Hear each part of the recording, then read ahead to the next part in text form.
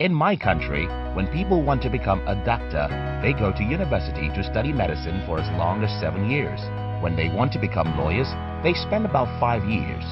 Even when they want to be a secretary to learn how to answer calls and arrange for meetings, they spend as much as 4 years.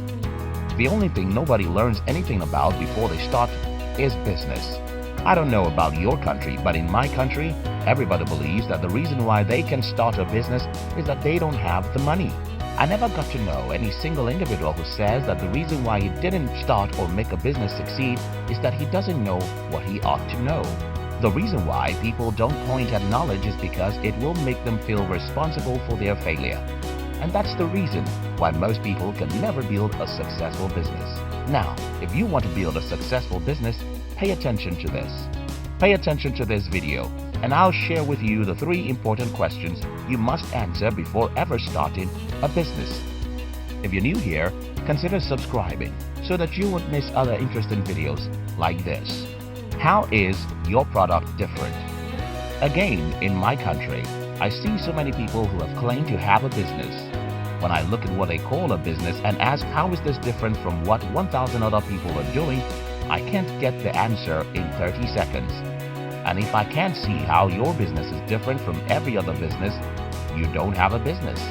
This is not rocket science, so don't pretend that you don't know it. Why do you like a product more than others? Why are you willing to pay extra dollars for a certain brand and not others? It's usually because those brands have won your heart. And how do they do it? They did it by their differences.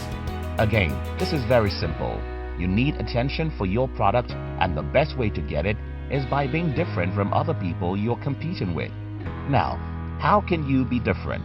First, you can be different by targeting a specific demographic, age, or culture. In the year 2014, when I wanted to create a blog, I knew I came late to the blogosphere, so there was no way I could compete with other giant blogs who have been in existence 7 to 10 years. What I did was simple. I created a blog that targeted only my country. While this seemed as if I left some food on the table, it means that I am different from other people. Secondly, you can be different by targeting a certain gender. Creating a product specifically for women in the market, where everyone creates such products, can win you a lot of loyal customers. Example of this could be a phone that was designed only for women. This seems like a crazy idea when you consider the fact that men and women especially use phones for the same things. But if you look at it from the perspective of tribes, then you might see a better picture.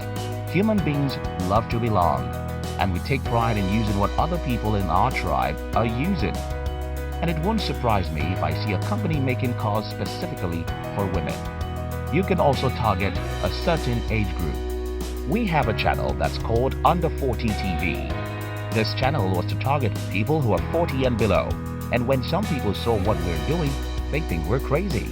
Well, we're simply trying to be different, because if you are in a creative space and you are no different from everyone else, you'll disappear in the crowd. And when nobody sees you, nobody can patronize your product. Another way you can be different is by having a superior service. There's a grocery store in my city that sells things at a higher price than other people. Though the store is selling the same thing with every other store, I still prefer to shop there, even though they are selling at a higher price. But why? Well, the experience is superb. I love being in that store, and I don't mind paying extra dollars for what I buy there. Warren Buffett had discovered this truth long ago. He said, and I quote, "You can charge a higher price if you can create a superior service." So if you don't have any other thing to differentiate yourself or your product, try to create a great environment with superior service. You can also be different by knowing what your competitors don't know about your customers, technologies, and the market. One of the secrets of Henry Ford was that he discovered the source of the raw materials most of his competitors could not, and he capitalized on that advantage. Knowing what your competitors don't know can make you succeed faster. But this is expensive. Knowledge is expensive because it requires a lot of discipline. You have to be curious. You have to study and read. You have to search and knock doors to look for knowledge. Most people cannot do this, and that is the reason why their businesses fail. How is your product, book, or creative art different from that of everyone? Can I work with people and lead? A few weeks ago, I heard a speaker saying, "You cannot build a business, you can only build people who build a business." I think this is completely true. You cannot build a business because there are so many people involved in building a business. Look at this video. It's going to get to the table of 5 or 6 people before you can ever see it. Many people think this channel is being operated by a single individual. No, I write the scripts, someone else proofreads it, another person voices it, someone else edits the voice, and someone else edits the video.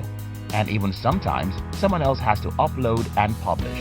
The reason why that is so is because no single human being can do everything that has to be done on any meaningful business. Apart from the fact that you don't build the business, you only build people who build the business, you also work with people all the time. The customers, your teammates, your investors, and even your haters. If you don't know how to handle any of these people, you won't build a business that succeeds. So, what is the way out? Learn how to deal with and manage people, because that's an important skill when building a business. Can I go through hell and still breathe? Can you fail 100 times and still believe in yourself? Can you get rejected by everyone and still believe that you have what it takes to succeed? Can you continue fighting for your dreams even after you've lost it all? If you can't endure more than 3 failures, you were not made to be an entrepreneur. That's just the bitter truth. I mean, I don't know where people get the idea of overnight success. Much overnight success, simply happened because someone had not slept 1,000 nights. So when he wakes up after 1,000 sleepless nights, he becomes successful. Can you go through hell and still breathe? Can you go through failures after failures and still stand to fight for your dream? If you can do that, you can be an entrepreneur. Here is the summary of this video. If you offer service, is your offer, service, or product different in a significant way than that of your competitors? Are you a people person? Do you like people? Know a few things about the human relationship? Can you relate very well with others and lead them to accomplish the common goal? Can you go through hell and still breathe? Can you endure 100 failures and still wake up the next day to try again? Can you endure 100 failures and still wake up the next day to try again?